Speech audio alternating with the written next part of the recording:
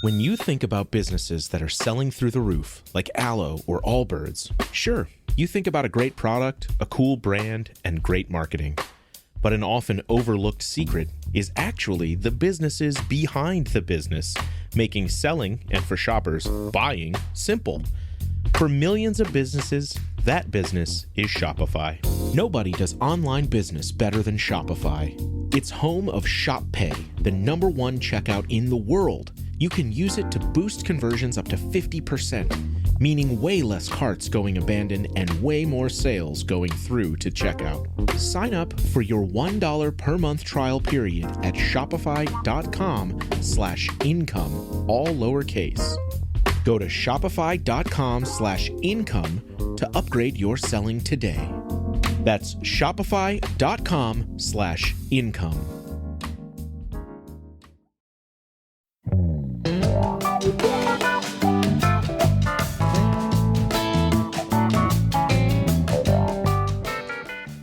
This summer is an excellent time to use our wonderful sponsor, Venue Llama. VenueLlama.com. It's a new site that tells you everything that you need to know about the venue. Yeah, it's rated by us. It's like Yelp, but for venues. Yeah, it is where live music fans share helpful insider venue reviews and information based on our own experiences, which that's who I want to get my information from going to a show. Yeah, so we're all busy this summer going to shows and stuff. You want to go to the Sphere. You want to go to Mondegreen that just happened. What are those venues like? Yeah, they have an entire breakdown of Dick's Sporting Goods Park up there. All the venues that we all love and go to, rated by fans that know the score. Like, what's the security like? What are the hotels around there like? What's the parking and rideshare thing like? Water policies, bag policies. Where is there to eat around there? What's the parking like? So there's so many things. Go to VenueLlama.com to sign up for your free Llama account and start rating and sharing your insider venue info today. Llamas can also list their favorite scene-friendly businesses, websites, or podcasts on the Venue Llama Friends page. Go to VenueLlama.com. Check it out. Get yourself some info. Be in the know. You don't want to go without being in the know. VenueLlama.com. ShopTourbus.com. ShopTourbus.com. And I'm going to say it 3 times. ShopTourbus.com. At Shop Tour Bus on Instagram. And what are you going to do there when you get there? You're going to see the coolest Grateful Dead inspired t-shirts, hoodies, hats, stickers, and otherwise ever created on the digital lot or the real lot anywhere on the planet. They have been at this for a while, so if you have a favorite song or a favorite song lyric, chances are you're going to find the shirt to match it.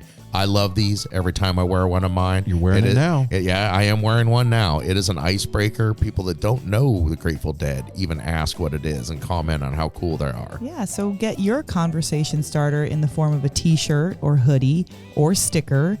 And when you get that, you order that, it is going to come to you in a hand-designed box with a bunch of little extras. Some of us might even get a miracle bootleg in that said box. You might even get a cassette tape with Grateful Dead on it. That's bootlegged, the real thing from Shop Tour Bus. Also, you're getting free shipping. Put in the promo code NoSimpleRoad when you order, and you're getting free shipping from the friends over at Shop Tour Bus. ShopTourbus.com. No Simple Road. Yeah, here we go. I know the road may seem to go on forever and a lifetime.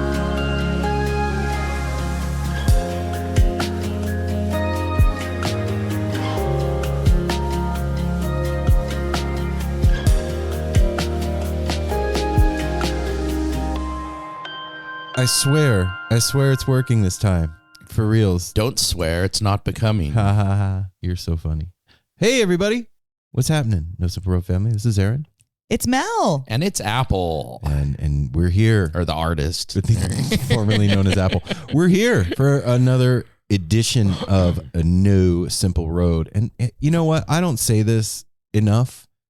You're here with us this week, and we appreciate you. Yes, we do. Like, for real. Not like, hey, you guys are great. We appreciate all that. No, for real. You're like, all secretly listening in your spaces and listening to these awesome conversations, and we want to say thank you. Yeah.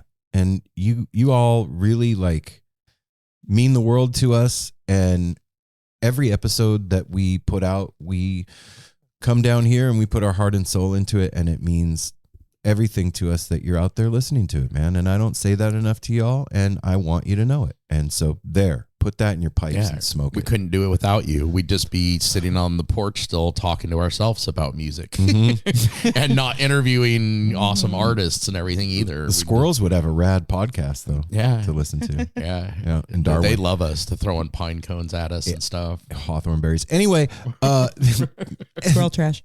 Thanks. The episode this week, our guests is Broken Compass Bluegrass. Broken Compass So Bluegrass. we absolutely fell in love with Broken Compass Bluegrass at Winter Wondergrass Winter this Wondergrass. year, along with most of the acts there. No, along with most of the other festival attendees. Oh yeah, that's true. I would say that other than the main stage performances and the late night stuff, their particular performance was the most difficult to get close to. Yeah, that tent was so packed. We had to like wiggle our way in there, and everybody was just getting down. They're amazing. Mm-hmm.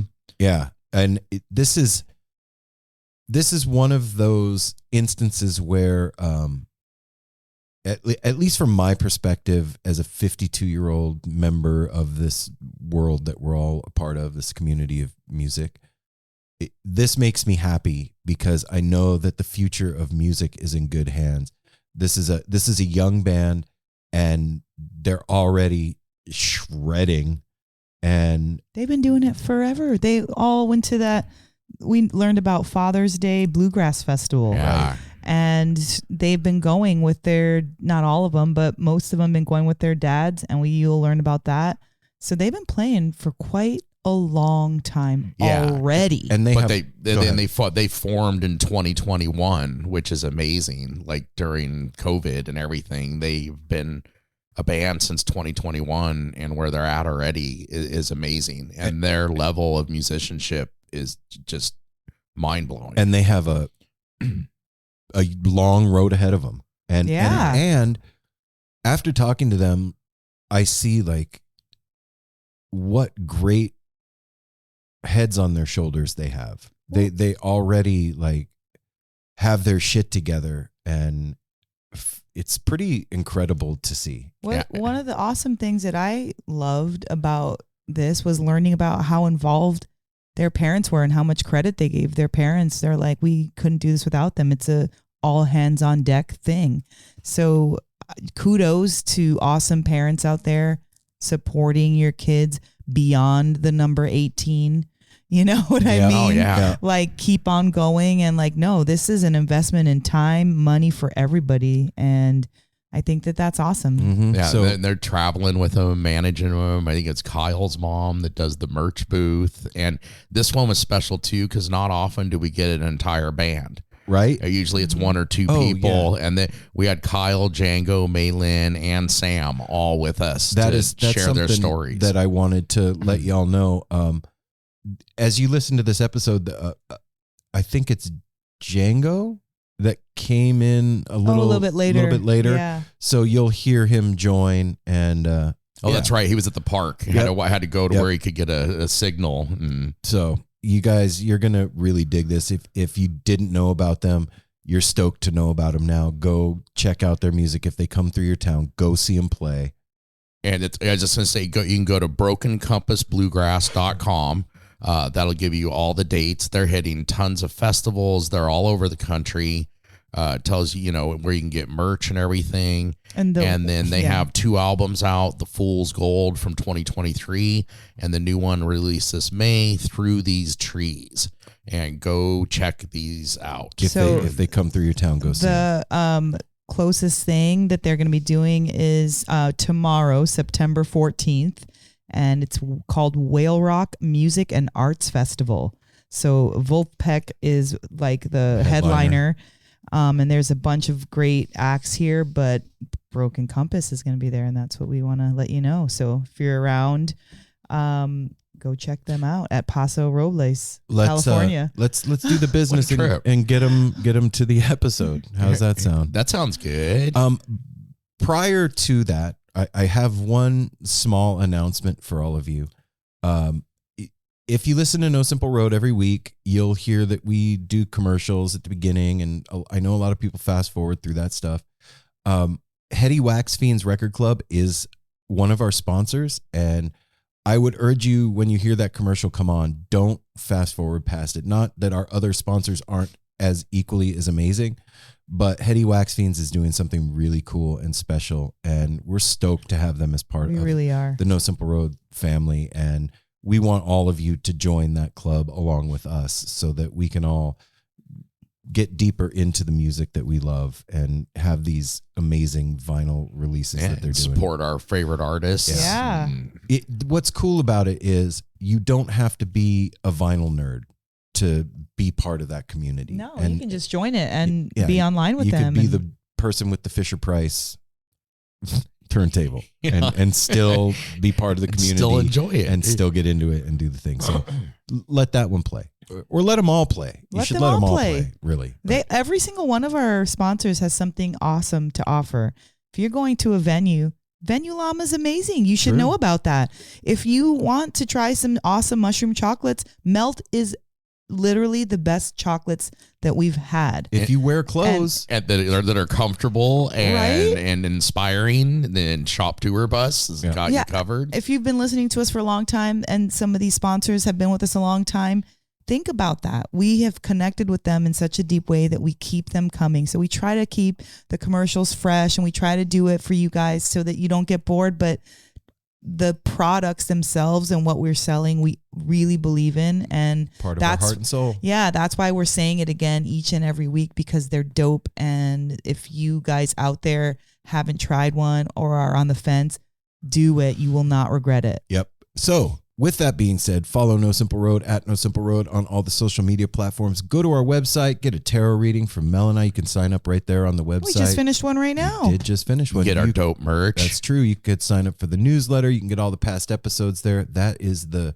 No Simple Road online mothership, right? Right? Yeah. Oh, yeah. Yeah, that makes sense. You can go to That's where it all- patreon.com/No Simple Road. That is how you can financially support NSR. Yeah. We do 8 shows a month for all of you. And for that, we're asking for $1 a month from all of you. Well, That's it. that's what Aaron's asking for. I'm asking for you to be as generous as you want for 8. Like, it's like you going to 8 shows. True. You've got 8 shows of knowledge in your dome every month. So think about it in that, like, the value. What do they call that? the value is amazing. 12 and a half cents. Yeah, if you get a $1. cute dollar is 12 and a half cents an Yeah. episode. You can't get anything for 12 and a half cents. No. And if you're on the fence on Or the Patreon $12 thing, you for can that matter. if you're on the fence for Patreon, you can go over there and sign up for free right now. And check see out what's everything that's happening. going on, and you'll see all the content that's going up there, and become part of the community and connect with other No Simple Road family members. And patreon.com/No Simple Road. That's how you do that.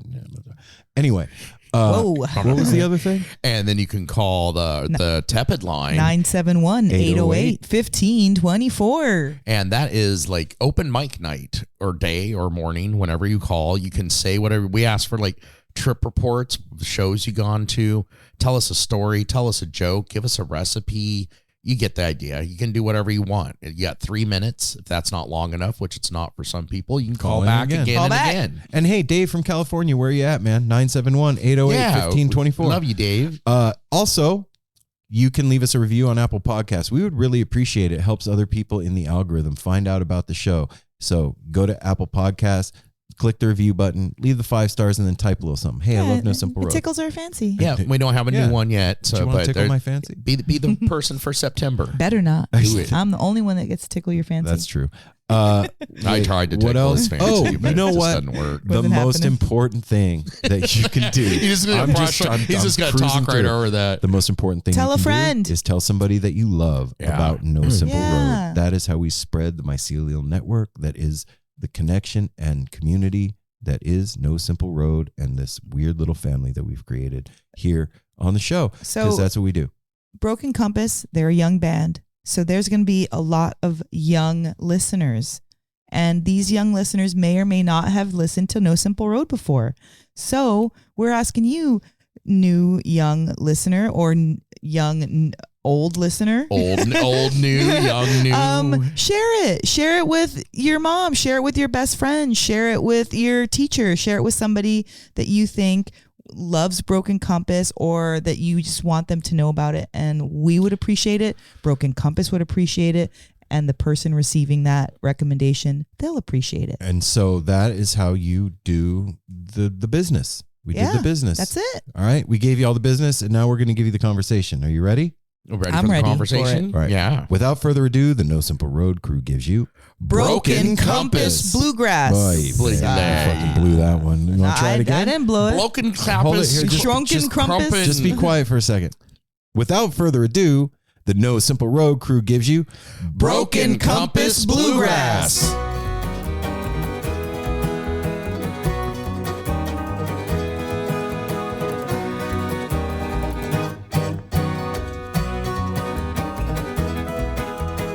Something lurking in the backyard. It's here to pick itself a fight. We get the chickens, but it won't get me.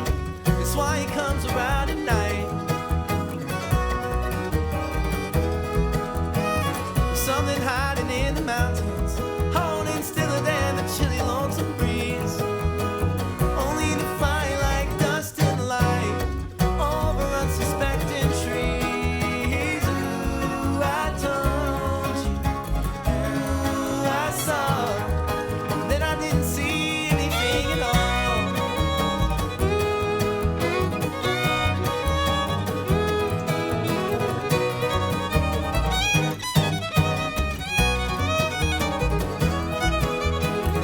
Something messing with my thinking, like there's a hold on me with anything but hands.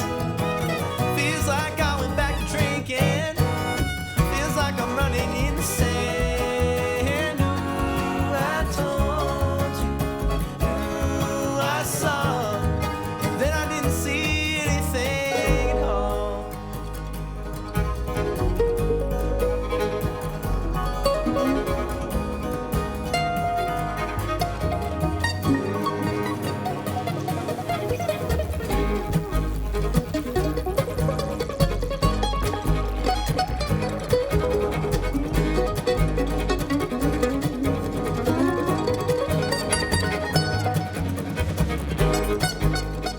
Hello. What's up? Hello there. Oh my gosh. Oh, There Sam's we go. coming too.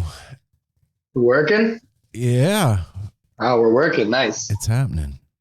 Sam, what's up? Nothing much. cool. Mae Lin, how's Okay, it going? we hear you all. It's Pretty good. All right. Wow. Everybody's got their That's volume on. a rarity that we didn't have to ask anybody to unmute or anything. highly trained professionals. Right on. Oh you wait, guys. I was muted. Why you got to tell on yourself? You can just slid in under the radar. Damn. Yeah, I guess. Can you guys hear me okay? Yeah, you sound great. Yeah. Cool. I'm Aaron, everybody. Nice Nice to meet you, Aaron. Right on. I'm. Thanks for having us. Are we Yeah. having one more? No, or is it? Yeah, we is- got one more. Right. I think. Yeah. Yes. We'll see. And Okay. it's Django, right? Mm. Yeah. Like the Reinhardt, but not. Well, yeah, because you all. Thanks for being on the show, y'all. Yeah. Thank you so much. Oh, thanks for having us. Are y'all in different time zones or? No. No, same time zone. Sweet. Different parts of California. Oh, where are you all at? I'm in the Bay Area, in Oakland. Nice. I'm up in Chico. Right on. Where I'm you in at, Grass Mae Lin? Valley. Oh, okay. So not terribly far. Yeah, we're all Yeah. pretty regional. Yeah. Well, you know what? Let's go ahead. Yeah, and then Let's do Okay. it. Then Then you he can jump when he in. jumps in. Yeah. Well, it's highly unusual when we have a whole band that everybody shows up right on time. Yeah. I know this is excellent. We've had it happen where like halfway through the interview, a member comes in and is like, "I'm so sorry, I forgot." So I was eating He dinner. might be Yeah. having some technical like Different- Wi-Fi issues. Okay. too. It's all good. That makes all right, sense. It's all good. well, that's Aaron. Yeah, I'm Mel. Thanks for joining us and hanging out with us today.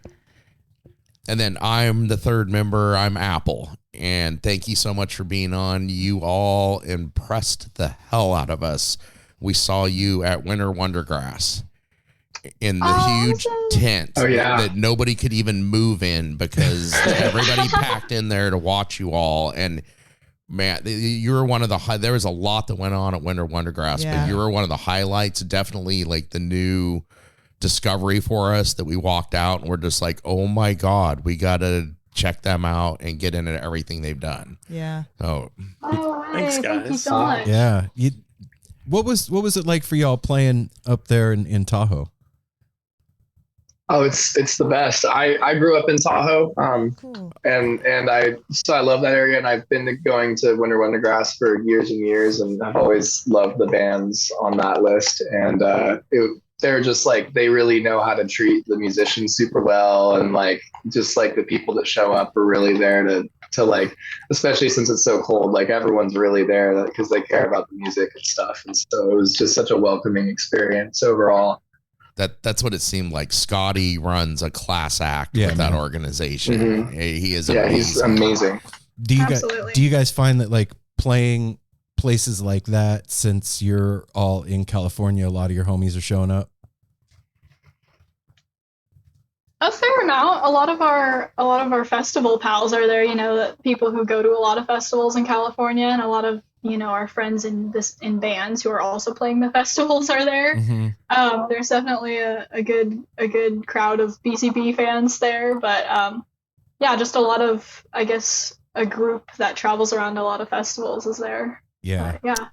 We didn't. A lot of Tahoe friends. We didn't introduce anybody. They didn't introduce themselves. Oh yeah, we all know who they are. I know we're talking, but maybe we'll just roll back a couple of minutes. We have done this before. I swear to God. Yeah, it's okay. Oh, yeah, and have y'all introduce yourselves and whatever you want to tell. That way, whoever's listening on the podcast can have a voice to a name.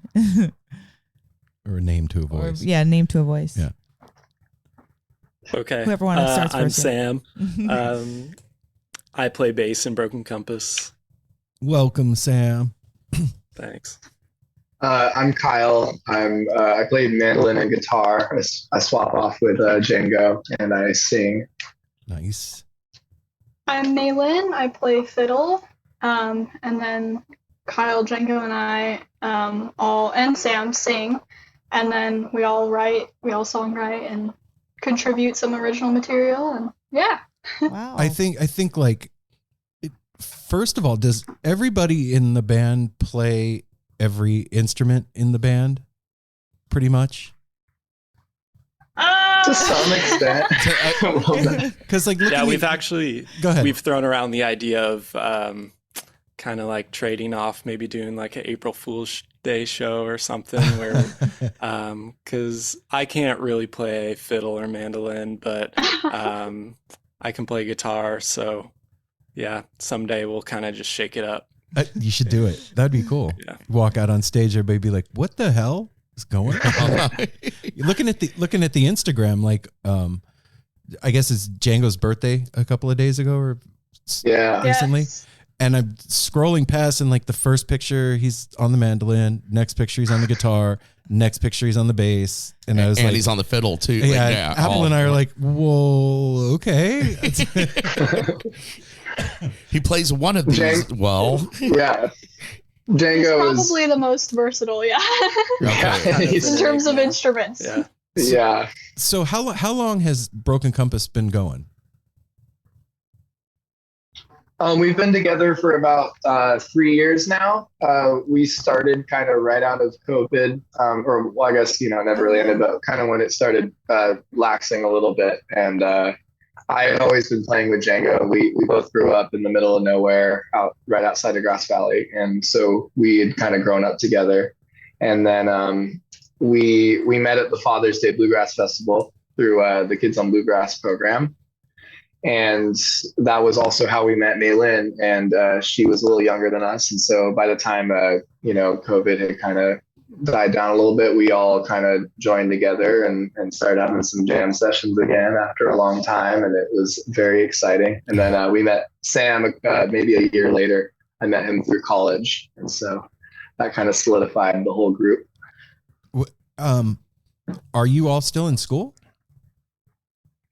Nobody's in school anymore. Sam is the only one that graduated, probably officially. I dropped out. Django dropped out of college too, and Mae Lin tested out of high school early. So we all kind of got a little too busy on the road and had to make some choices there. Wow. What did that look like? You guys were just all in at one time after you all got together? Like you were just like, all right, we're going to do this? Like that's a pretty big decision for 4 lives.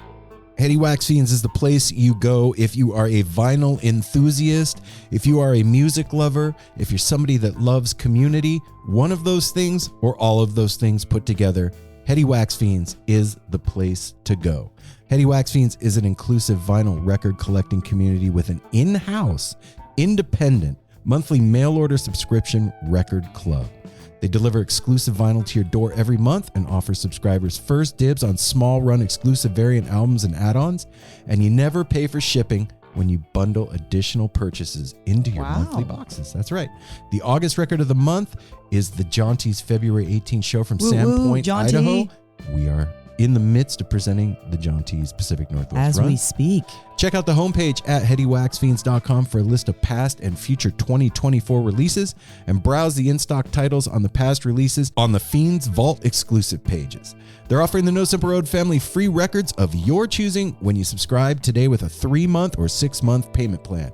Use the promo code NSR on a 3-month payment plan for 1 free in-stock title or 2 free in-stock titles with the purchase of a 6-month payment plan.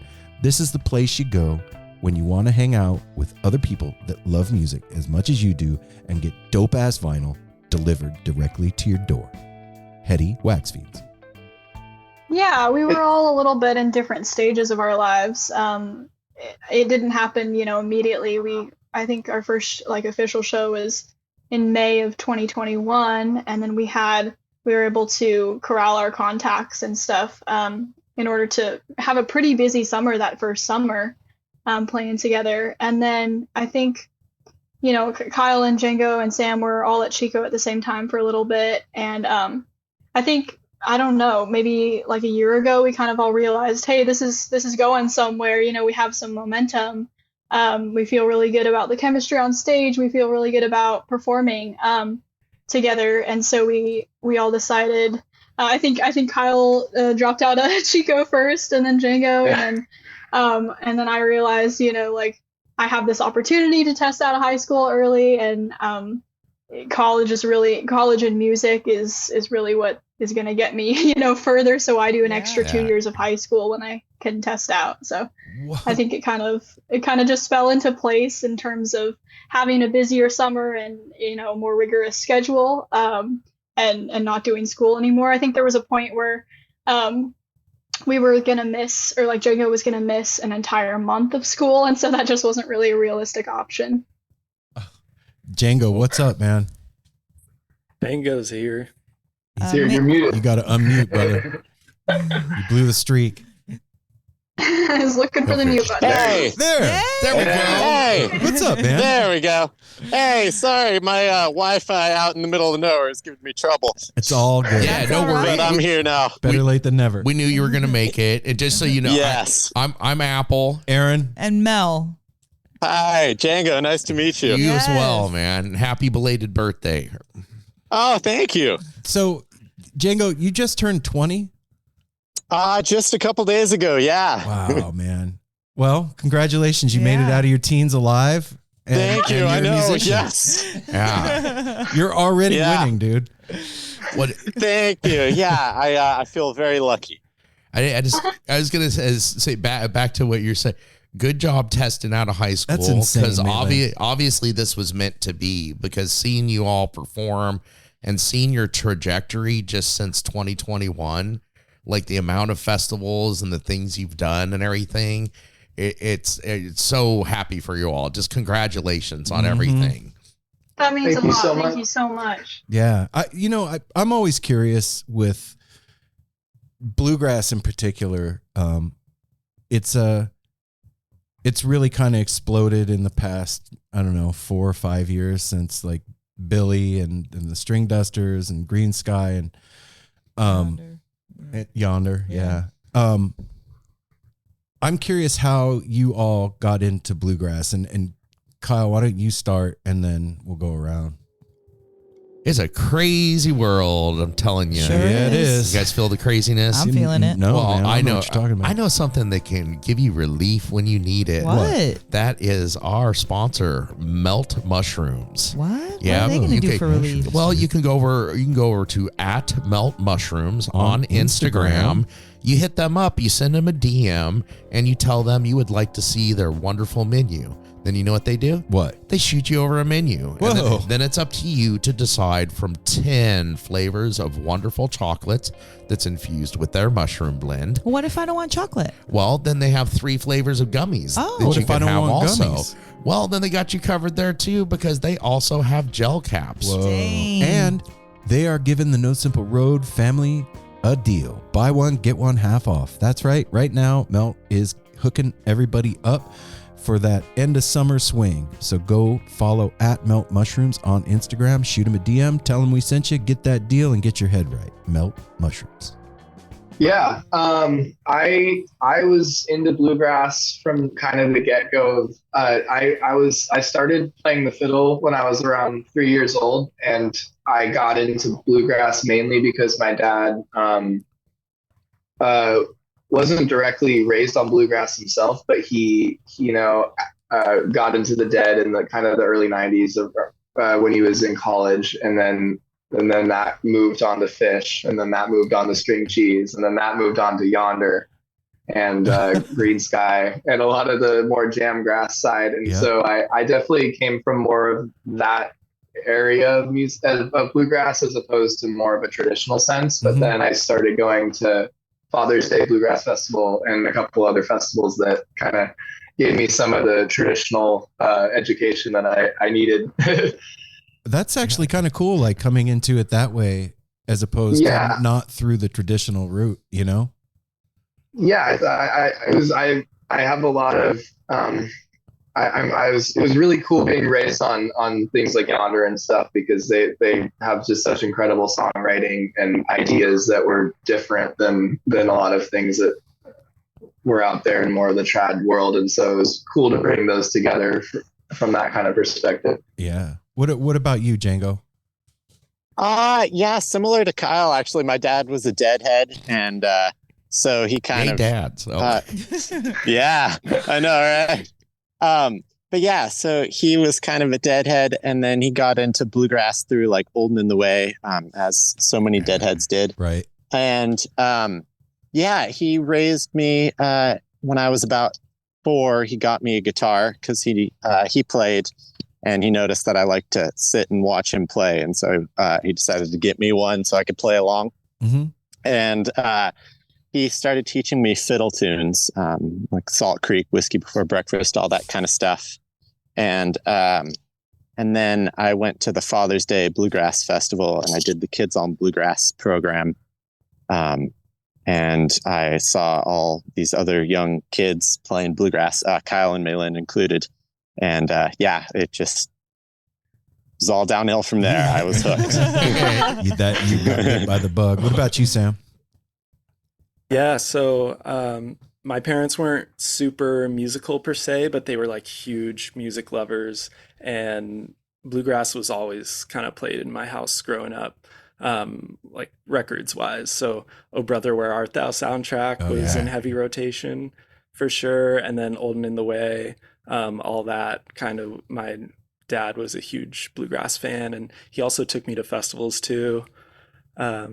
But yeah, it's cool hearing my bandmates talk about Father's Day Bluegrass Festival, and I'm sure Mae Lin's going to say the same thing, that was a big part of their growing up. But I wasn't from Grass Valley. I'm from more like Southern California, like the Central Coast. Right. And so we had Live Oak Music Festival, which was another kind of like small hometown festival, and had a very similar like jam scene with bluegrass musicians playing and picking late into the night and stuff. So it was always kind of around.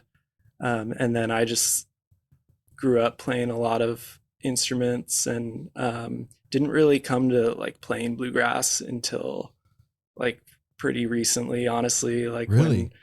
so I was in like jazz combos, playing bass, and in like funk and rock bands with friends and stuff. And then I was in a little school band with Kyle too, and more recently, obviously, and up at Chico. And then he asked me one day to play with his bluegrass band.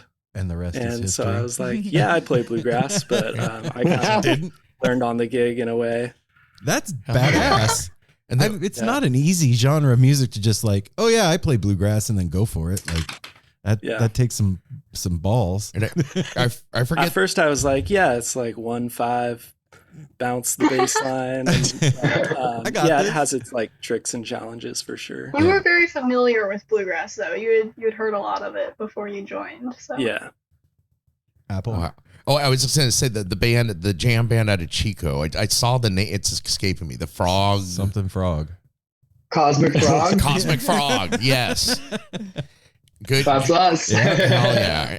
Are you guys still doing that like on a side sometimes or? Yeah, I wish it's hard because we're just so busy and we just haven't had a lot of time to put a lot of like creative thought into that. But the original arrangement of that was me and my roommates, and then later on these two guys, Sam and Django, and then my other roommate who was a drummer, and that was a lot of fun. But I wanted to put all my eggs in this basket, I think, because it's a good basket. Needed a lot of creative attention. Mae Lin, how about you? How did you end up in this motley crew of humans? Oh my gosh, I don't even know. No. Like Sam said, just growing up at the Father's Day Bluegrass Festival, I live downtown Grass Valley, so I'm literally a 2-minute walk from the fairgrounds where it's held every year. My dad's good college friend, Russ, was the one who got my dad into Old and in the Way and then bluegrass through that way back when. And so my dad had been a fan of bluegrass, and then, I just grew up playing fiddle tunes around the house. Kyle, Django, and I all have, guitar playing dads who would accompany us and get us into fiddle tunes and stuff like that. So I've been going to the Father's Day Bluegrass Festival since I was 1. Wow. I think I've only missed like 1 or 2 years in my entire life. Wow. So it's just been a super, super important aspect of, networking and being inspired by up and coming new bands and young folks who are also doing the same thing. So I, similar to Kyle, I started out in classical music, playing violin on the Suzuki violin method. But then, just going to Father's Day Festival and seeing all these other young pickers was super inspiring. So I switched to bluegrass when I was about 11. Oh, wow. Okay. How old were you when you first started playing? I was 7. 7? Holy shit. Yeah, these guys have me beat, though. Kyle was like 3. Yeah, that's how you said we have 3, 4, 7. Wow. Do you think that coming up playing classical music gave you any kind of edge playing bluegrass? Because like I pick a little bit, I know some fiddle tunes, and it's very classical-esque, the way that you play a fiddle tune. Yeah, I mean, I don't regret at all starting in classical. It definitely gave me a super good foundation and a real appreciation for paying attention to intonation and building those foundational skills that are required to listen to other people. And I can sight read music, which has helped me learn like fiddle tunes and stuff a bit faster. But I think whatever works for each individual person. There are so many amazing musicians who I look up to who never, who don't know how to sight read, who don't know all the theory stuff, and who just listen and learn by ear. And I think it's just, really whatever works for everyone individually. Yeah. Being able to just pick something out by ear or being able to sight read, both of those are extraordinary talents as far as I'm concerned. You know what I mean? Like, I can't just pick something out by ear, and I surely can't sight read music. So that stuff seems like superpowers to me. So yeah, there is no one way to do it right. Django, I'm curious, man. Having just turned 20 and being in this band, what's the hardest part of what you guys are doing? Ooh, what's the hardest part? I mean, I would say that, you know, being on the road for like extended amount of time, not that we've done like big tours yet, but even just the little ones, it can definitely get a little exhausting, for sure. That can be a little tough. I remember one night we all four of us plus our manager crammed into one hotel room and slept like 2 hours, then woke up and drove 8 hours or something because we got Apple Maps led us down the wrong road. No. Trying to get to the next gig. So there's definitely challenges. You know, for myself, I couldn't keep up with school anymore. And I think, Kyle was the same. And so, you know, it takes most of my energy and, you know, everything that I have to give. But it's amazing and I love it and I wouldn't trade it for anything. Yeah, I think quitting school to do what you all are doing is a really good move. But, you know, I quit school because I didn't feel like it. So we're all introverts. We're all introverts as well. So I think it takes a lot more energy out of us than like an extrovert. So wait a minute. It's a lot of focus. And hang on. Hold on. What? Like, seriously? So, I mean, I do understand it because, believe it or not, there's a lot of people. We hear that a lot from musicians. We think that like no way, they're so outgoing. Is it difficult for you to get up on stage then? No. You know, it's a really weird phenomenon. Yeah, you can add in about this, Kyle, but I think a lot of introverts are actually very drawn to being a performer. I think because, at least this is kind of my take on it, is that you are able to connect with the audience and connect with other people and have this sort of exchange of energy with them while not like directly talking to them individually, kind of. Okay. So it's a weird like energy exchange and like super cool aspect of being a performer. But yeah, what were you gonna say, Kyle? Yeah, I feel like I've always looked at kind of the way I act when I'm on stage or like, you know, out there as if I'm kind of like not in an unauthentic way, but I feel like to some extent I'm kind of playing a character or like I'm putting on kind of a different personality than I would if I was, you know, alone at home or hanging out with friends. Like sometimes it's like a different type of thing, and it's a way to outlet all that kind of pent up energy that a lot of introverts have. And so you're able to like go up to a place where you get to do these wacky things that you couldn't do in a Target or you couldn't do when you're ordering food or like things that would freak me out otherwise, you know. And so like it's a very like it's like a therapeutic way to be able to just like be in front of a bunch of people, speak really loudly, and do all the things that I can't do otherwise, I guess.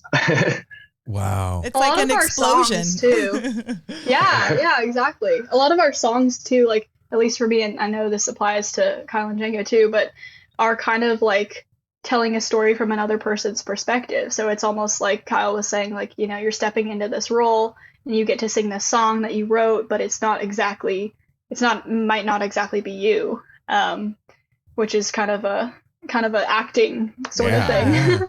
Yeah, so you're playing a character, like Kyle said, and that way it's not you, so the introversion is hidden behind the character. A little bit, yeah.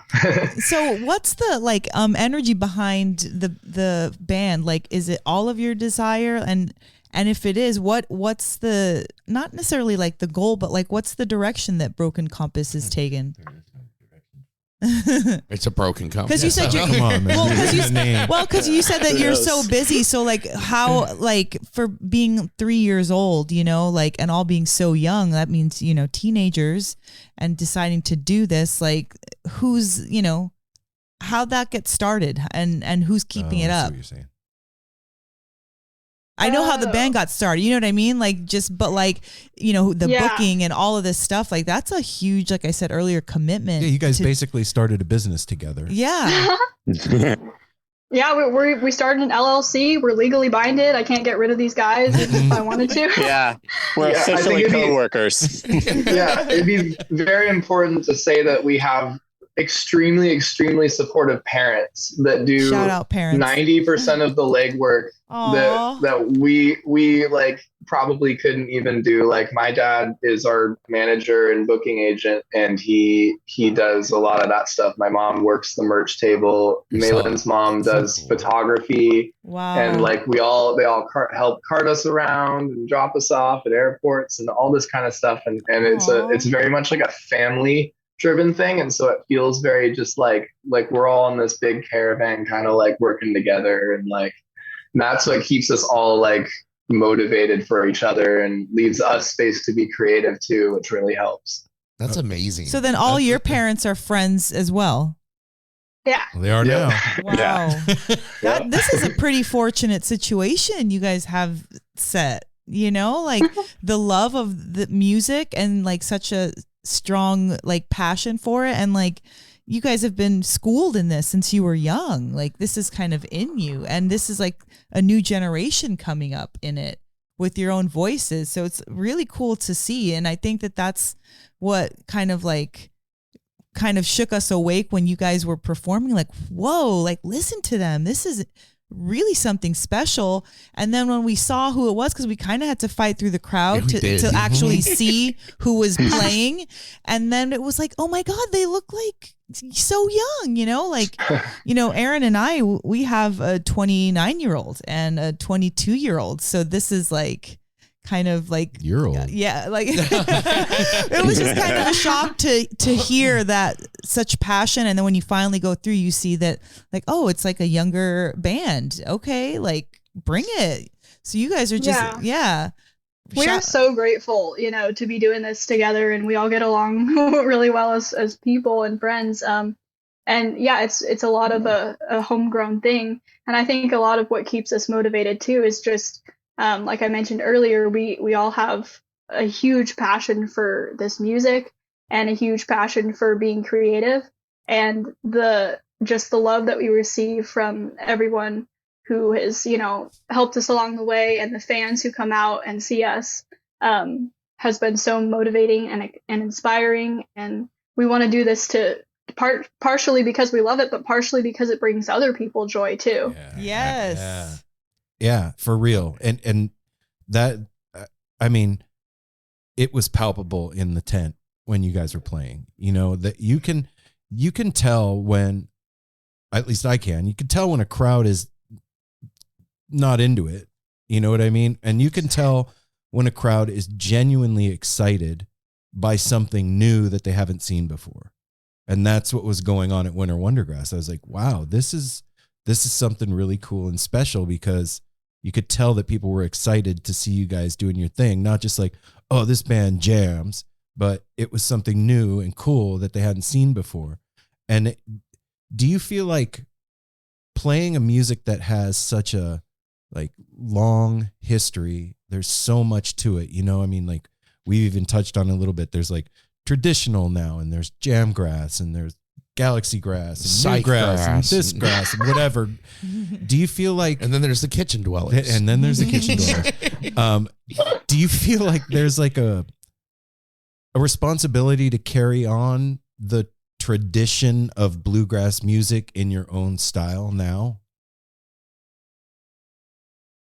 Definitely. I think it's good to like want to carry this tradition on, but not focus on keeping it the exact same that it's always been. And because like there's always going to be that, which is really great. Like when you go out to the East Coast and you go to the South and stuff, and you go to like Nashville and stuff, you'll find so many incredible bands with those like perfect like Appalachian harmonies and stuff. But out here in California, there's a big trend of a lot of these bands. Like I feel like AJ Lee and Blue Summit, and even like kind of where Molly has gone and stuff, where there's a lot of focus on like what can I try and bring to the to the music, and I feel like we've had the most like inspiration when we haven't focused too hard on like fitting the genre, and just kind of letting the genre kind of grow around us or whatever our idea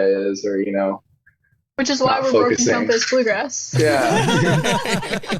Makes sense. Yeah. Well, I mean, that's the argument, right? Like, I guess I kind of get where the folks are coming from, that are coming from the standpoint of like, this art form is its own thing and it should stay the way it's always been so that it, the tradition doesn't die. I kind of understand that, but to be true to what art really means, it has to grow and change through the perspective of the people that are playing the music. The artist. Yeah. Like if you were just like, a painter isn't just repainting the Mona Lisa over and over. They do their own interpretation of their own thing, and new art is born. And it could be in a style of that, but it's growing and changing. And I think that you guys touched on it at the beginning. Each one of you almost said something about Old and in the Way, and the Grateful Dead and the connection to bluegrass through there. It did something, and I think that we're really starting to see the real fruit of that now, because it's been a few generations. It's been a couple generations now, and so we're starting to see what came out of those two things coming together, and we're seeing your generation now that has this whole storied line of players and music come forward with all that in your head, and now you're presenting it in a completely different way. I think that's dope as fuck. Well put. Thank you. Thank you, man. Yeah. Did you all just get back from Europe too? Did I see that? That was a thing? Yeah. Yeah, let's hear about it. Yeah, Let's hear tell about this. Tell us about that.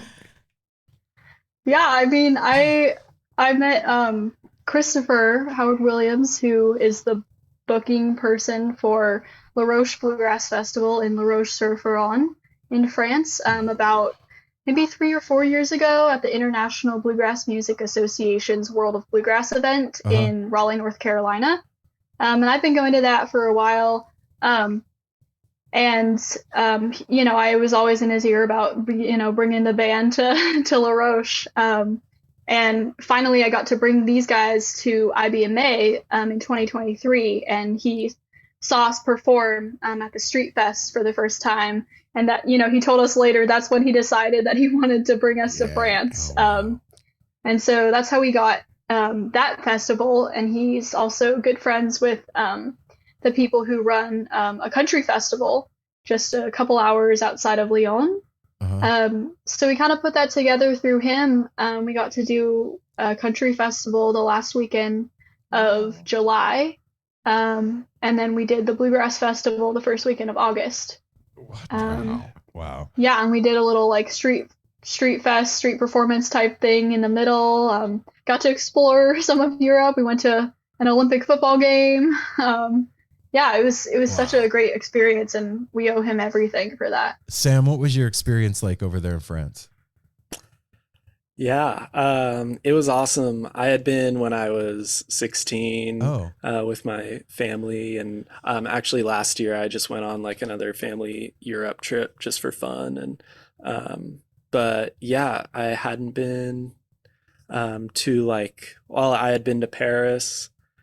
But like this countryside of France was really cool, and we were all really into it. Everyone was super nice, and we stayed in a couple different cities, and it's just it was super fun to walk around, and we got a lot of just hanging time in before we had to play some shows. But also like the French audiences were way different than in the States, but I wanted to ask that. Yeah, super respectful. Everyone was like such a captive listener, and just like was really patient with the music. And like if someone was talking, there'd be someone in front of them going like, shh. And we need more of that here. Yes. I know, it was cool. And then so like sometimes while playing, I'd be like, are they into this? Are we like too weird for these guys? And then it would be like a great response after. So they would all wait until the end of the song and then like go nuts. So it's not like That's here where cool. people are like dancing And, like, hanging out woo, and or, like- talking. And Not as much. We did have a little bit of a dancing crowd for sure, but I think there were some Billy fans that were just kind of on the road and looking for some shows to Yeah, there you go. Well, I was gonna say the only time we experienced that here is when we went and saw Sam Grissman project. oh yeah, Remember yeah. seeing Sam Grissman up here? We're up in Portland, Oregon, and the crowds are pretty rowdy up here and fun. I mean, definitely in it for the music. But when we went and saw Sam Grissman, it was a lot of older deadheads and stuff, which are normally a little loaded and issue. It was so quiet. You could hear a pin You drop. could hear a pin drop most of the times in there, and everybody was kind of doing, Clapping you know, and like clapping snapping. with their stand. And you'd hear a little whoo, whoo, little hoots and hollers. It was the most respectful audience we've ever seen up here in Portland, as far as like the music, because the music is more quiet and subdued. And This definitely ain't France. no, Django, what did you take away from your trip to France? Oh boy, I had a lot of coffee, a lot of croissants, and a lot of Man. awkward. No, I don't speak French. Sorry, but it was incredible, and yeah, a lot of what Sam was saying. I feel like they were very, the audiences were very accepting of our type of bluegrass, and they were really into it. And yeah, it was one of the highlights of my career and life. Wow. And yeah, it was incredible. What's Broken Compass's type of bluegrass? I mean, jamgrass, I would say in a word. It's it's kind of based in bluegrass, but trying to take it a little further, trying to go a little outside out of bounds of where bluegrass normally goes. Right on. Yeah. That's a great answer. I mean, that's the stuff that gets us off. I mean, yeah, that's why I go seeing to shows. experimentation, seeing people walking right up to the ledge and pushing it. Yeah. Yeah. Yeah. Has there been a moment for any of you when you've ever been on stage where you're just terrified? Yeah, Mae Lin, you're like, I yeah. think we can all say yeah to Yeah. that. I don't know, Sam. Yeah. I mean, I've gotten like way more comfortable, I feel like, but I can't really predict it. It's weird. It's like certain shows, even if it's just a small, intimate show, sometimes I'm like a little bit more nervous for that, or maybe like a really quiet theater. If, Wow. like, I think our first show in France, it was like, honestly, probably one of the biggest shows we've ever played at the Country Crepone Festival. That was like the country festival right before La Roche that we played, and it was like a huge crowd, and I was like, kind of like nervous here. Like, that's weird, but it always like settles in usually. Once you get up on stage, does it go away? Yeah, or like worst case, a couple songs in maybe. We did But yeah. we did a live podcast last year at Ophelia's in Denver, and we did it with Frasco, and we were standing behind the curtain, and like our intro music was playing, and I could see the crowd, and I was freaking out. I felt like I was gonna throw up and pass out, and totally flipping out. Well, and then we were ready to go on. And they said, we're going to hold 15 we more need to hold minutes because 15 people more are still minutes. coming Oh, in. oh so there my was God. 15 more minutes of like, okay, what do I do with my hands? But as soon as we walked out on the stage, like I walked out and sat down and pulled the mic over to myself and was like, oh, I know what I'm doing. Like it just completely goes away. It's this weirdest thing too, because I don't know about you guys, but like you can do it 100 times and every time it feels like that beforehand, and then you get out there and it's fine. And it helps be with people that like, because we had Andy Frasco was back here with us, and he's just a maniac. Yeah. And he's like, oh, don't worry about it. And then we had Chris Pando with us. Yeah. He's like our good luck charm now. He's so calm and just such an easygoing guy. Yeah. He made me feel Heck very yeah. comfortable. I always think though, like with the legacy of the Grateful Dead and everything that comes with that, there's a lot to that. And you guys all mentioned the Father's Day Bluegrass Festival as part of your inspiration as well, right? I want to hear more about that, because to have all of you mentioning that, and sounds like we need to go there. Like I don't know anything about it. So can you fill us and our listeners in on what that actually even is? Yeah, it's this program. So the Father's Day Bluegrass Festival is run by the California Bluegrass Association, and they're an amazing organization that puts a lot of time into developing young musicians and like really seeing through their entire thing. Like they're the reason why AJ and Molly Tuttle and all these phenoms from California are kind of just getting like all this great opportunities. But there was this program there run by Frank Sullivan Sr., who recently passed away last year, which is really sad. But he was this like super charismatic guy, and just like he just did a great job at rounding up like probably 20-30 kids and just kind of putting them into little groups and telling them like we just kind of come up with songs throughout the weekend, and then on like Saturday or Sunday, I can't remember, we would all go on stage and perform on the main stage in these little groups. And it was the best, because they had all the little kids playing fiddle and chopping and like nervously saying their names in front of a bunch of people and talking about this, stage fright. This was probably a huge learning thing for all of us that really helped relating to that, because we all from like, I think my first one was I was 7 years old, and getting to play on like a main stage was so like exhilarating and just a perfect way to ease into that. And Frank was just such a like charismatic. He would shake your hand for 5 minutes and then like tell you to sing your heart out. And he was just so positive and uplifting and like left such a huge impact on so many people. And that definitely was a great way to show a bunch of kids that like, oh, you should do this try and do this for the rest of your life if you can. Wow, that's awesome. So you're all like part of his legacy, all these people that were encouraged by him. That's Yeah, we're all very lucky that we got to work with that guy, and he's just so amazing. Wow. You guys got to come out to Father's Day Fest. That sounds like amazing. I would love to see that. Yeah. That sounds incredible. Yeah, so at the beginning, you guys aren't all in the same city. So how does practice work?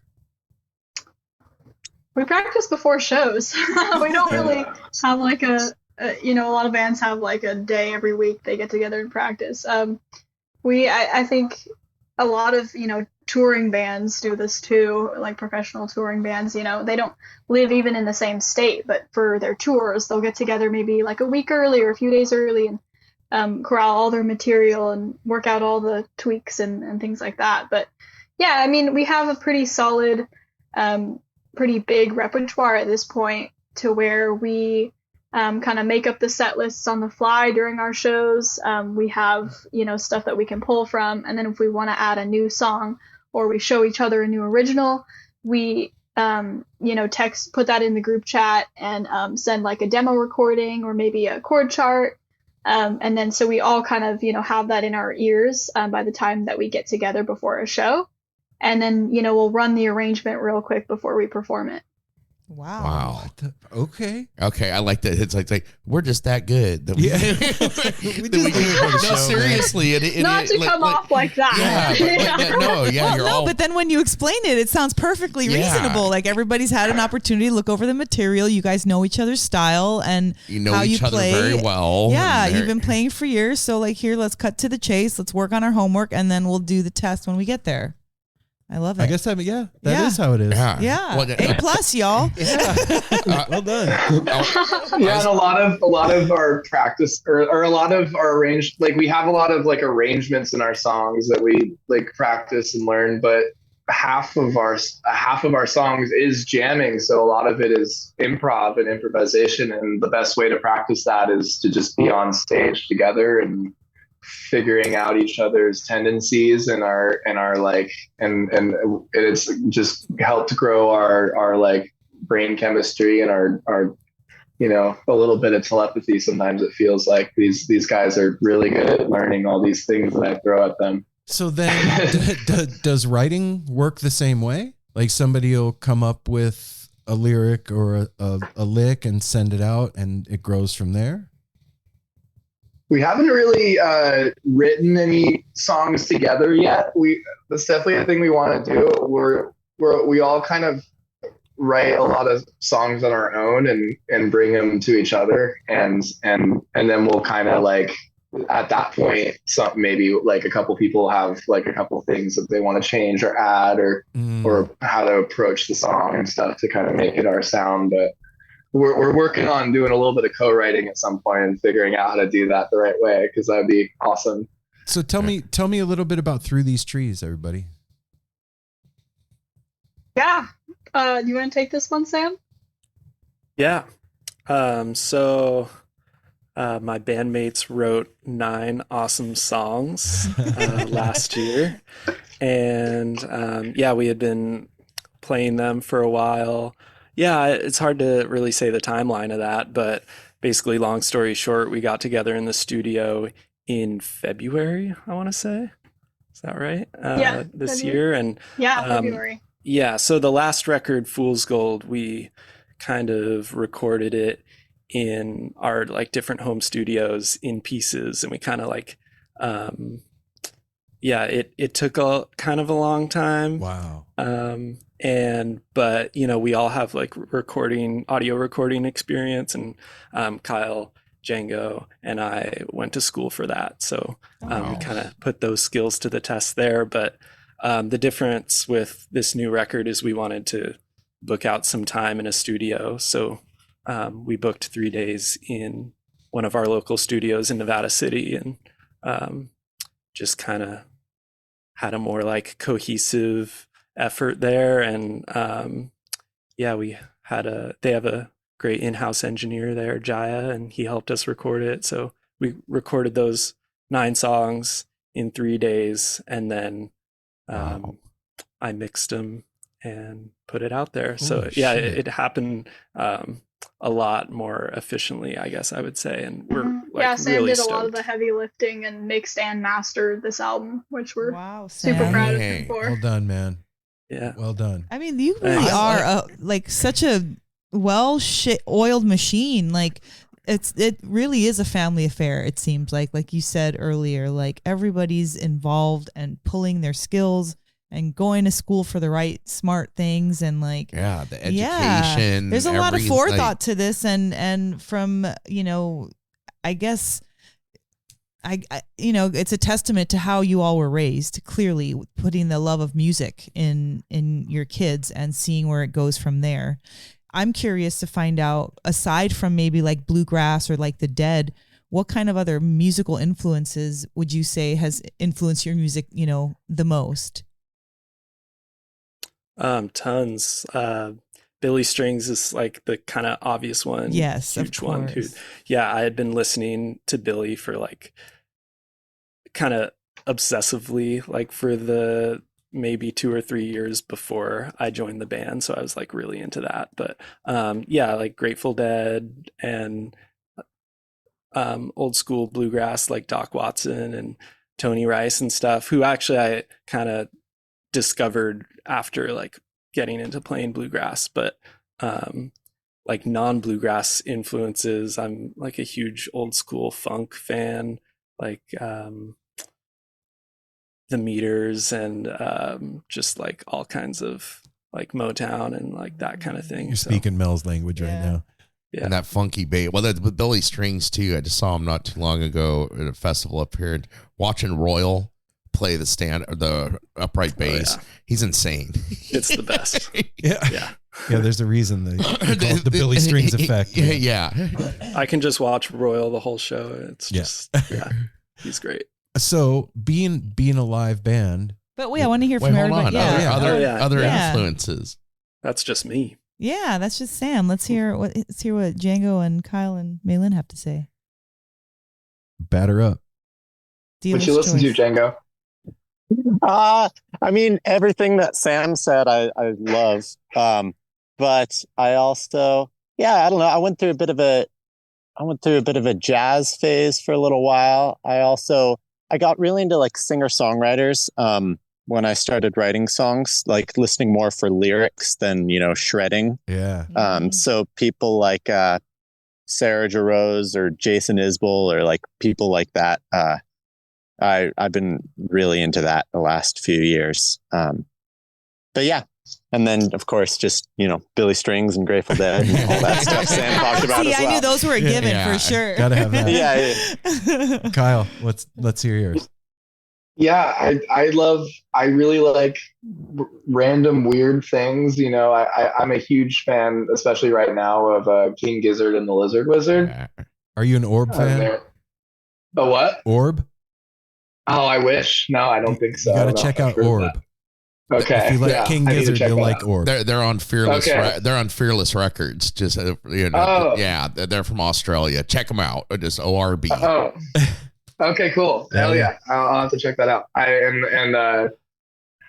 Let's see. I love all kinds of directions that I really like Chris Steele, which is obviously more in the bluegrass world, but he's taken things to basically any direction that you could imagine. He does classical music and all kinds of other things that I couldn't imagine doing with a mandolin. But I love fish. That's why my parents, my dad would put fish on headphones on my mom's belly when I was in the womb. So it's in your DNA. That probably had a little bit of effect on me. And I love weird stuff. And just I'm getting into Primus lately and just some fun things like that. I love that. You're like, I heard my first yim when I was 0. I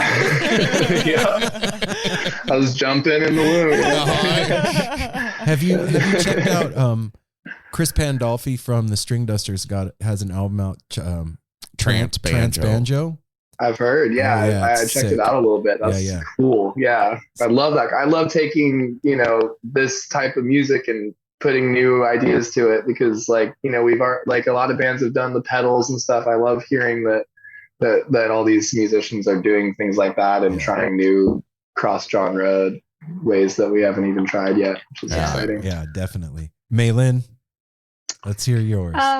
I mean, all of the above, and then kind of in the same camp as Django, a lot of singer-songwriter stuff. Okay. Aside from bluegrass, the person who got me into singing from the very beginning was Iris DeMent, and I just love the way that she just her tone and how she expressed the emotions through song. Also, singer-songwriter folks like Logan Ledger, Rick Robertson, Katie Pruitt. And then, I've been getting into Corey Wong a lot, Total Funk. Lots of different folks. I have an endless list. I think I'm just curious with you too, but fiddle players as far as influence or ones that you really admire in the game right now.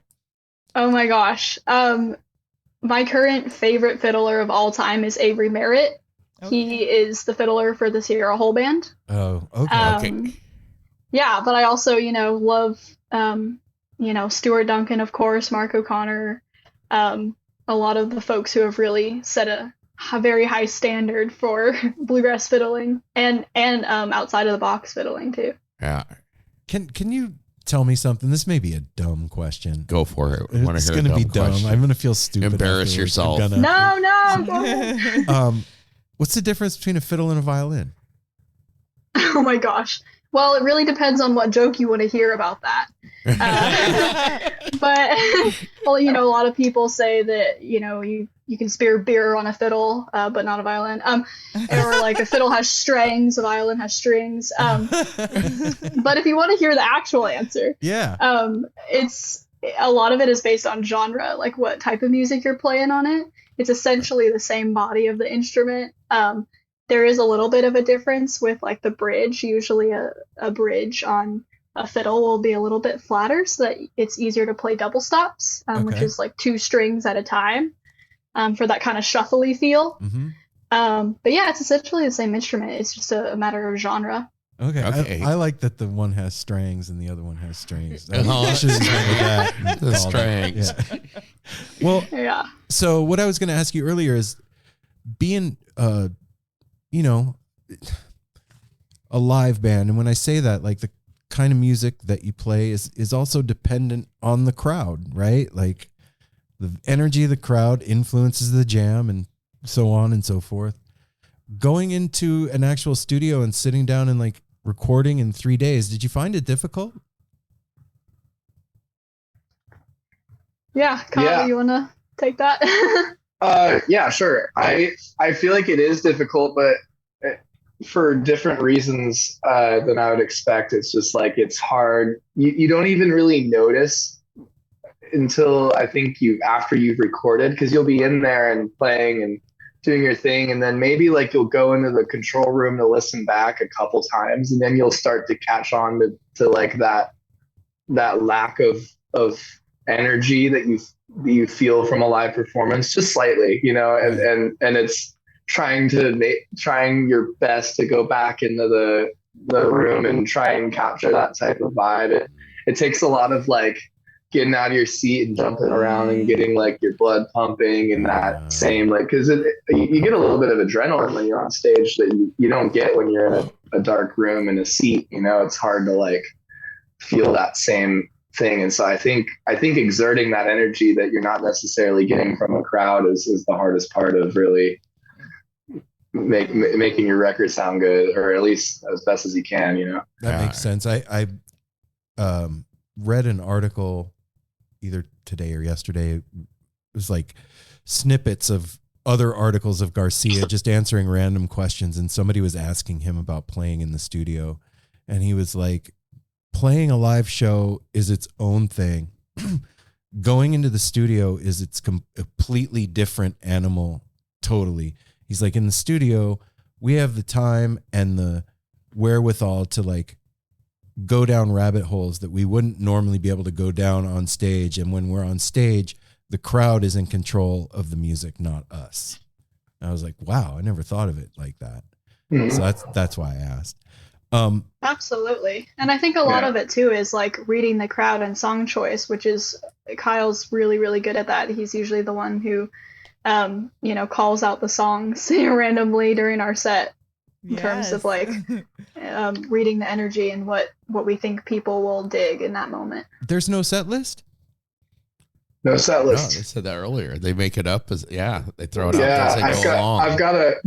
It depends. If it's a short set and a big like main stage short set, it's not worth doing that because it'll be like hard to prep. But you know, for a lot of sets, I have a microphone right behind me that just goes to our in-ears, and I'll kind of call songs as we go.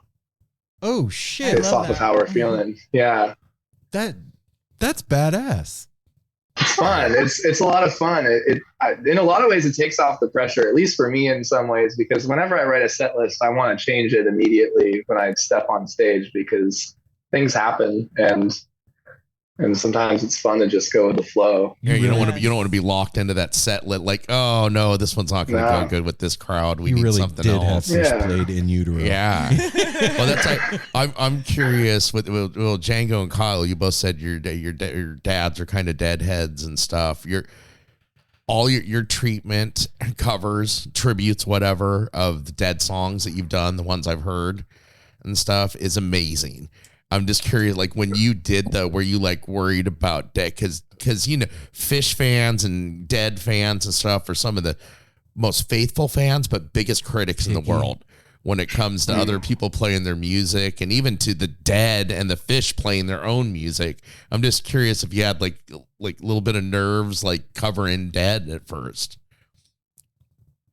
About as much as you would have playing bluegrass, because bluegrass musicians are just as they'll critique you even more probably, which is funny. I see a lot of similarities in like the Deadhead world and the bluegrass world, where you have all these different camps and types of people that have similar types of things, that you're not playing that right, or you're not.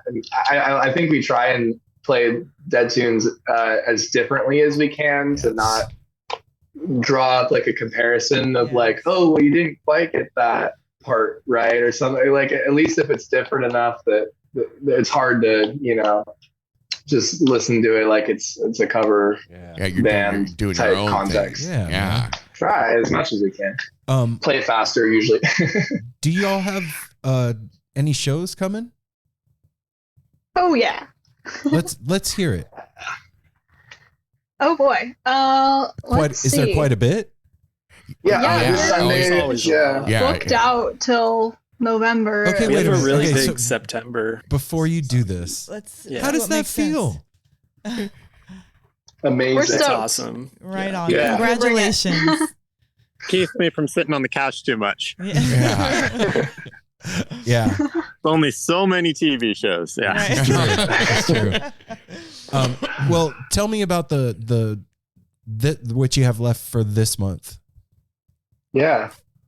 This Sunday we are going up to a festival in Laytonville where they do Hog Farm, and the Kate Wolf Festival. We're playing Dead on the Creek, which is like a little smaller dead festival. I think we'll be with I think it's just us, Jerry's Middle Finger, and Never Come Down on the lineup. Oh yeah, that's a great lineup. Yeah, those guys are all right. right. So that'll be fun.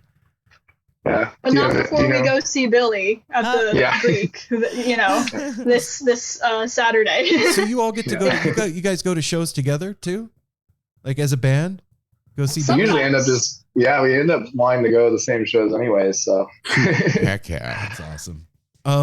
Well, you all, thank you for hanging out with us, man. Yeah. Thank you so much for having us. Yeah, absolutely. It just like I say, you just blew our door, not just us, but the entire crowd at Winter Wondergrass. There was so many people. We knew we needed to see you, and everybody, I forgot who played, and then I love the way they staggered it. As soon as the main stage stopped, you could kind of catch everything, and people are running over to the tent where you're at, and we're trying to figure out which tent was who. Where's everybody running to? And by the time we did, the tent was so packed, like you said, we had to work our way in. We could hear the music great, but we wanted to see you, and we had to like work our way through the crowd to get in there. And you just made such an impression on everybody. To get to meet you all and hear your story, it just makes sense why you're so badass in 3 years and rising the way you are. It's just, congratulations, and just can't wait to see you again live and see what you do with your future, because it's amazing. I forgot to ask, if folks want to find out more, where do they go? Broken Compass Bluegrass.com or Facebook or Instagram or any of those fun things too. It's just at Broken Compass Bluegrass on Instagram and Facebook, right? Yeah, right. Yeah. Okay. Yep, okay, cool. All right, y'all. Thanks so much, man. We'll see you out here soon. Hopefully you play up in Portland sometime. Yeah. Yes, we'd love to. We'll be back for sure. Right. All right, y'all. We'll talk to you soon. All right. Bye. Keep doing what you're doing. Thank you so much. That's dope. Like, the future is in good hands. Yeah. Family, 3 years as a band, and just think of like, and to become a band in 2021. Well, in the middle of what this world was in. And think like that Father's Day festival, the ripple that thing is putting out into the world through these people. Yeah. Do you know what I mean? Yeah. Like that one through Frank Sullivan. Yeah, just like one guy that's dope. Well, and a festival. Well, and Iris too, because she, Iris Dement, that she was, Mae Lin was inspired by. Like, I think that sometimes we don't realize the impact that we have when we share our love of music with other people. Yeah. Like, like even if it's just like handing someone an album or a cassette or sending them a song. Well, just think of like what it does for a kid to be like, get up there and sing your heart out. Go do it. You can do this. Go. Yeah, you're good. You're good at this. And everybody else is doing it, so it's not like weird. You're being it's like going and playing soccer. You're paired with a bunch of other nervous kids that are like, I don't want to. Well, and there's no competition at that point. It's like everybody's showing what they can do, not like you're the one that everybody's watching. Like everybody gets to go up there and like giving them that confidence. Like those are a bunch of faces that we just talked to that are confident. That's something that they all share. Oh yeah. You don't even have to ask. You can just see it in their body language, how they respond. Like they were clearly ready to be on tour at their ages. Yeah, educated and all kinds of other than just music, with the family backing them, like everything. It was meant to be. Yep. How could you not back your kids when they have that much passion for what you taught them? Yeah, you did it. Yeah, you taught them, and they've got passion for it. And you're like, no, finish school. I love that. That's one of my favorites. Who Kyle said, "Like, oh yeah, my dad put headphones on my mom's belly and played fish." That's something like you would, if we would have been in Fish back in the day, like you two would have been doing that. Like, oh, a little got a jaboo, little punchy in the eye for the kids. Well, everybody, go follow Broken Compass. When they come through town, go see them, support those wonderful human beings, man, because that's the future happening right before your eyes. And I think it's cool to be able to see a group of musicians find their voice in real time. Do you know what I'm saying? Like Billy Strings is Billy Strings now, but there was a time when Billy Strings was finding his voice, and was dope to watch. Yeah, and you want to know what you're talking about has in common with Winter Wondergrass and Scotty. Like Billy Strings, he was. Oh, that's true. Yeah, he has a knack for pulling this type of talent, or displaying this type of talent for people to see and for the artist to grow. Yeah, man. If you all get the chance, I mean, I know if you've listened to No Simple Road, you know that we love Winter Wondergrass, but like, if you get the opportunity to go to Steamboat or go to Tahoe, do it. Or Baja or on the river. Or the river rafting or stuff. All the things. But I specifically, I'm talking about Steamboat and Tahoe. It's unlike any other thing, any other festival that you've been to. It's its own thing, yeah. Yeah, and like Mel said, Scotty has a really keen eye for curation. Yeah, and he said that he likes to bring new talent in each year that hasn't played. Yeah, to kind of keep it rotating and fresh. I remember give people a chance. That's fair. I remember talking to Scotty about Broken Compass at Wondergrass, and him saying that one of their dads came up to him and was like, just want to thank you for the opportunity. And Scotty was like, no, man, thank you guys for what you did here. Like, yeah, thank you for the opportunity to have your kids up here. Yeah, man. All right, everybody, we will be back. What a great community. Yeah, it's really the best. We'll be back on, what day is it? Today's Friday. We'll be back on Monday with another edition of the No Simple Road Weekly Rewind. And until then, take care of each other. Smile at a stranger, safety third, hydrate, and listen to Broken Compass Bluegrass. And if you got kids, man, get them playing an instrument or singing, playing the piano. Or whatever they want to do. Encourage that shit. Well, you know what? You don't have to discourage them from anything else, but also an instrument. That's right. I feel like that should be like, yeah, you can be a soccer player and a baseball player and whatever, but you can also play an instrument. And you got a lot of energy. Here, take this out while you're inside. Oh, you don't like the flute? Here's the drum. Oh, you don't like the drum? Here's a tambourine. Oh, you don't like, you know what I mean? Like, you can find one instrument that your kid will love. Listen to Mel. She knows what she's talking about. We love y'all. Peace.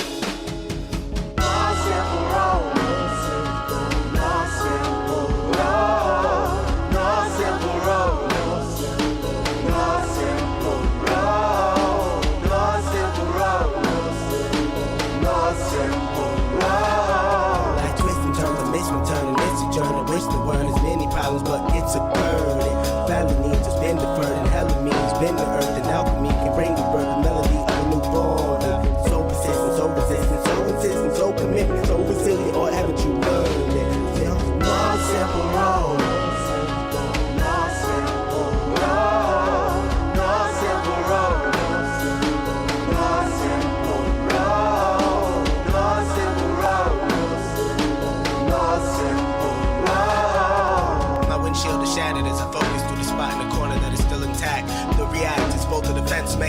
dwellers of fear. We've traveled this road before, so we may think, but it's a tad bit of strange similarities that feed an A equal A complex. The fears of your past do not equal the perplexities of the current road.